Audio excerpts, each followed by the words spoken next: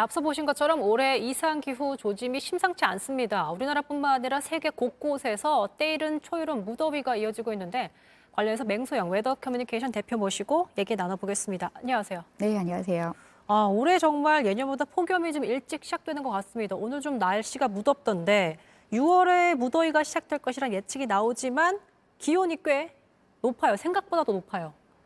어떻게 맞습니다. 보세요? 5월부터 푹푹 찌는 날씨가 이어지고 있는데 6월도 평년 거의 한여름에 버금가는 폭염이 6월부터 나타날 가능성이 굉장히 높게 제기가 되고 있습니다. 네. 일각에서는 3년 만에 한반도를 찾은 엘니뇨, 그러니까 동태평양 부근의 해수 온도가 평년보다 0.5도 높은 상태가 5개월 이상 지속되는 그런 엘니뇨 현상이 나타날 이미 시제기가 앞당겨진 탓에 역대 가장 더웠던 1994년의 폭염도 능가할 수 있다라고 하는 그런 주장까지도 대기되고 있는 상황인데요. 네. 기상청 역시도 이 3개월 기상 전망, 여름철 장기 기상 전망을 통해서 6월과 7월에 기온이 평년보다 높을 확률을 50%로 전망을 했습니다. 이는 현재 서태평양 지역의 해수면 온도가 평년보다 0.5도에서 1도 정도 높은 상태가 유지되고 있는데 이 유지가 계속해서 추세가 이제 유지되는 상태가 이어진다라고 하면 우리나라 주변에 더위를 몰고 오는 고기압성 순환이 강해지기 때문에 네. 이제 앞으로의 여름 날씨를 좀 높게 전망을 하고 있는 거죠.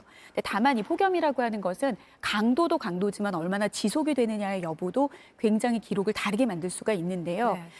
지구 온난화로 인해서 매년 여름은 더워지고 있습니다. 그렇기 때문에 올 여름은 당연히 평년보다 더울 거고요. 내년도 더울 건데 이게 얼마나 상식을 뛰어넘는 더위가 나타나는지의 여부와 네. 이 폭염이 얼마나 장기화되는지의 여부는 좀 더 살펴봐야겠지만 그래도 다행인 게 올해에는 그런 1994년 혹은 2018년의 폭염을 능가할 가능성을 높게 보고 있기는 하지만 엘니뇨 등과 다른 여러 가지 영향들을 봤을 때 장기화될 가능성은 좀 낮다라고 보고 있는 상황입니다. 역대급은 맞지만 장기화될 가능성은 낮다, 현재로선. 최근 이제 온라인에서 한차례 논란이 됐습니다. 7월에 뭐 사흘 빼고 거의 매일 비가 온다. 이걸 보고서 이제 7월 일기예보 괴담이다. 이런 확산된 얘기가 있었는데 실제로 신빙성이 없다라고는 전문가들이 예측을 했지만 아예 없는 예측입니까? 과정을 조금 일기예보가 생산되는 과정을 좀 이해한다라고 하면 뭐 그럴 수도 있고 없을 수도 있다라고 하는데 저는 좀 더 쉽게 말해서 이 일기예보에 생산되는 과정이 내비게이션의 시스템과 굉장히 비슷하다고 보시면 됩니다. 일반적으로 이 내비게이션 같은 경우에도 우리가 통상적으로 밀리는 구간, 통상적으로 밀리는 시간들을 우리가 알고 있지 않습니까? 네. 그냥 예보도 마찬가지인 거죠. 과거에 우리가 관측했던 자료를 토대로 여름도 6월과 7월과 8월이지만 비가 가장 집중되는 시기는 7월인 건데 보통 이제 실질적으로 이때 정말 어디가 구체적으로 밀릴 것이냐는 것은 GPS를 기반으로 한 실시간 교통 정보를 얼마나 반영하느냐에 따라서 시간적인 오차의 범위가 줄어들고 우리가 최종 목적지에 도달하는 그런 것들에 대한 오차가 달라지기 때문에 기상청의 예보 역시도 실시간으로 반영되는 그런 기상 정보들을 얼마나 반영하느냐에 따라서 굉장히 정확도는 낮아질 겁니다. 그러니까 지금 발표된 그 마이크로소프트사의 자료들은 과거의 자료를 기반으로 한 정말 통계적인 자료인 건데 기상청의 예보가 생산되는 과정을 100으로 봤을 때 70%가 이런 수집 자료입니다. 네. 그럼 나머지 30%는 예보관들의 과거 경험치를 토대로 생산하는 그런 그 예보의 토의 과정이 30%라고 보시면 되겠는데 앞으로 기후 변화라고 하는 것은 우리가 과거에 경험하지 못했던 날씨들이 나타나고 있기 때문에 네. 사실상 예보관들도 옛날에는 아니랬는데 왜 이러지 날씨가 이런 상황들은 앞으로 지구 기온이 계속해서 상승함에 따라서 더 심각해질 겁니다. 그러니까 이제는 과거보다도 예보관들의 판단의 굉장히 영향이 중요해질 거고 비중도 높아질 것이기 때문에 이제는 이제 국민들의 어떤 예보를 보는 어떤 이런 생산 과정을 좀 더 이해하고 이게 맞냐 틀리냐 어디가 맞냐를 따지는 것이 아니라 이 무분별하게 확산되고 있는 정보 중에서 올바른 정보가 어떤 것인지를 분간하는 그런 국민들의 눈높이도 좀 높아져야 될 거고요. 네. 현재로서 2주 이상의 예보의 정확도는 판단할 수 없기 때문에 이런 것들도 좀 정확하게 좀 인지하는 그런 좀 정보를 알리는 것도 굉장히 중요한 일이라고 생각을 합니다. 6월 말 정도 돼야 이제 7월의 날씨를 정확하게 좀 더 알 수 있는. 그렇죠. 2주. 향후에는 2주 이상의 날씨는 예보 정확도는 거의 낮다라고 보시면 될 것 같습니다. 네.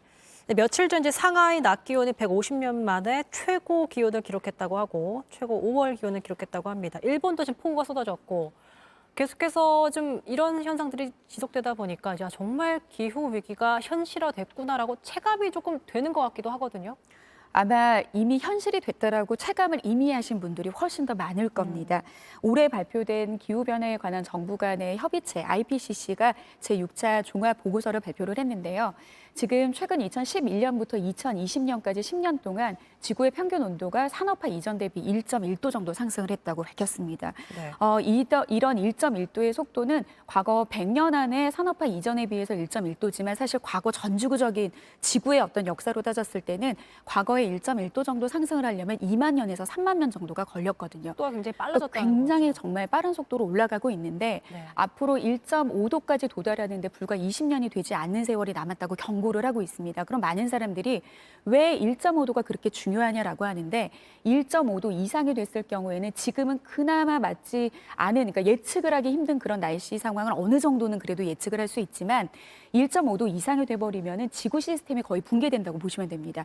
그러니까 우리나라 예보 기술이 전 세계 1위를 차지한다 하더라도 내일의 날씨를 알 수 없는 정말 이거는 상상하기도 힘든 그런 기후 재앙이 이루어지기 때문에 네. 이런 지구 온난화로 인한 그런 1.5도 속도의 상승을 제한하는 것은 굉장히 중요한 일이라고 보겠습니다. 1.5도가 상승됐을 때 그 이상으로 가면 돌아올 수 없는 길이기 때문에 많은 전문가들이 그 심각성을 경고하고 있습니다. 그런데 6월 5일이 이제 세계 환경의 날이기도 합니다. 이제 기후 환경은 별개로 생각할 수 없는 밀접한 관계를 가진 부분인데 그나마 이제 우리가 온실기체 저감 방안들 일단 뭐가 좀 있을까요? 일단 이제 심각해지는 기후 위기를 예방하기 위해서 전 세계적으로 목소리를 내고 있는 게 탄소 중립입니다. 아마 많이 맞아요. 들어보셨을 텐데요. 우리가 실질적으로 배출하는 탄소량과 이것을 흡수하는 양의 실질적인 양을 제로로 만들겠다라는 게 쉽게 말해 탄소 중립입니다. 네. 우리나라 같은 경우에도 2050년까지 탄소 중립을 실현하겠다는 그런 목표를 설정을 하고 2018년 대비 발생했던 그 배출량의 35% 정도를 2030년까지는 줄이겠다. 그리고 실질적인 시행령에는 구체적으로 40%까지 감량을 하겠다라고 하는데 사실 이 목표 설정이 굉장히 높습니다. 정말 이거를 실현하기 위해서는 우리가 네. 정말 그 탄소 중립, 그러니까 어떻게 보면은 탄소 배출을 줄이기 위해서 막대한 희생을 해야 되는 상황인데 네. 그러기 위해서는 국가와 기업 그리고 시민단체들의 노력이 아주 막대하게 중요한 상황입니다. 그러니까 국가적으로는 온실가스 감축을 위해서 뭐 기후변화 영향평가라든지 온실가스 감축 인지 예산 제도나 그리고 온실가스 배출 이제 거래권 제도라든지 이런 것들을 하고 있는데 기업도 요즘에는 ESG 경영이라고 해서 이런 기업에서는 환경과 사회적인 책임에 네. 대한 경영을 한다라는 이런 것들도 네. 좀 지구 온난화를 줄이기 위한 탄소 중립의 노력 중에 하나라고 보시면 되겠고요. 네. 우리가 기업을 운영하는 데 있어서 발생하는 모든 에너지를 재생에너지로 사용하겠다라고 하는 아리백의 운동 역시도 탄소 중립의 연장선상이라고 보시면 되겠습니다. 네. 일반 시민 같은 경우에도 뭐 에너지 절약을 위해서 노력할 수 있는 방법은 굉장히 많겠죠. 네, 전 세계적인 노력이 좀 필요하다라고 강조를 하신 것 같습니다. 마지막으로 이제 이번 주 날씨 소식도 조금 전해주고 인사드릴까요? 네. 이번 주말 제주도 경우에는 지금 비가 내리고 있는데요. 내일 오전까지 제주도에 비는 이어지겠고요. 이번 비가 그치고 나면은 전국적으로 좀 30도를 넘나드는 날씨, 맑은 날씨가 좀 이어지겠습니다. 이렇게 30도가 넘는 날씨가 이어지게 되면 우리도 이제 열대 지역처럼 열기가 쌓이면 낮 동안에 비구름이 다가오는 게 아니라 이 열기로 인해서 만들어지는 소나기 구름으로 인한 비 예보도 있으니까요. 좀 실시간으로 기상 정보를 확인을 하셔서 날씨로 인한 불편함 없으시길 바라겠습니다. 네, 관련해서 맹소영 웨더 커뮤니케이션 대표 모시고 얘기 들어봤습니다. 인터뷰 고맙습니다.